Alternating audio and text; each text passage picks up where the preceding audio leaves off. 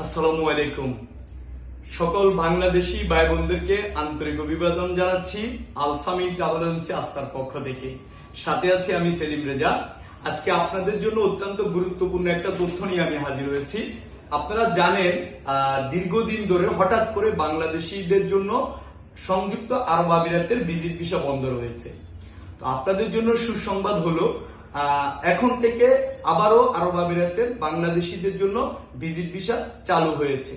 তো আপনারা যারা সংযুক্ত আরব আমিরাতে ঘুরতে আসতে চাচ্ছেন, আপনাদের ভিজিট ভিসা দরকার, আপনারা চাইলে আমাদের সাথে যোগাযোগ করতে পারেন। আমরা অত্যন্ত অল্প সময়ে সাশ্রয়ী মূল্যে এবং দক্ষতার সাথে আপনাদের ভিজিট ভিসা পেতে সহযোগিতা করতে পারবো। একই সাথে আমি জানিয়ে দিচ্ছি যে আপনারা যারা সংযুক্ত আরব আমিরাতে এসে পার্টনার ভিসা করতে যাচ্ছেন, এখন কিন্তু পার্টনার ভিসাটা রেগুলার হচ্ছে না।